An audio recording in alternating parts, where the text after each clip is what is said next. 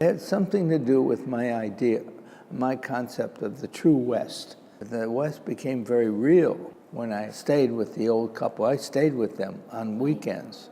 I was a soldier at Fort Huachuca, Arizona, and the captain came in and he said, "Davidson, Private Davidson, did you take these pictures?" I said, "Yes, sir." "Put down that map. You're going to photograph the general." But getting back to the mood of age, somehow I'm attracted to what was, you know. One of the key things in my work is going back in time. The way that worked was really interesting. In an international army camp, one French soldier was interested in becoming a painter. So we became friendly, and he took me home to his mother's house in Montmartre. And I saw an old woman coming up the street, and he said, "She lives upstairs of us. Would you like to meet her?" So I met the widow Montmartre. I met the impressionistic, touched on the impressionistic area. So that connection back and forth is important in my work. 100th Street helped start tutorial programs, women's health, private new schools, new housing.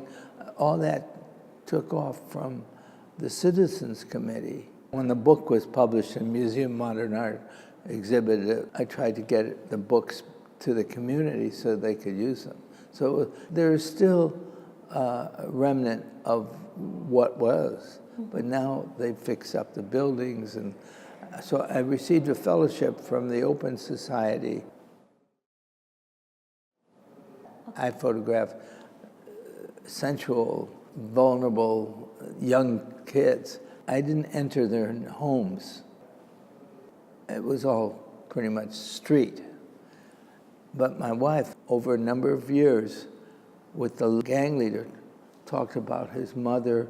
So she got the inner story, which now I want to merge with the classic photographs, because I didn't have the whole story. I had one part of the story. Everybody was focused on Dr. Martin Luther King giving a speech. They were photographing him. I chose to photograph what he saw. And what he saw was millions of people along the George Washington statue. That was the masses of people listening while I was photographing. But that was very moving to hear him while I'm seeing what he's talking about. And I'd been on many demonstrations and marches. This was a different kind of march. The old-timers talk about the way it was then and how important the photographs were. They tack them up on the wall. And that has meaning for me, that it's still alive. So I'm working on a project now where death comes to life. The dioramas intrigue me, but I can find ways of making it look different and explore it. So it's art after art, because it is an art form. So I am trying to find a larger, a different, another expression of that. That's what drives me there.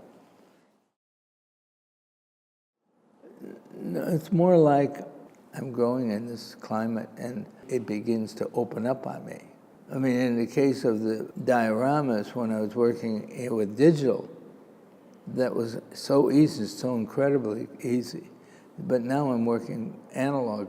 I wish I'd started longer with analog, because that puts me in the picture, with the picture, and that's important. Digital camera is incredible, but it leaves me cold.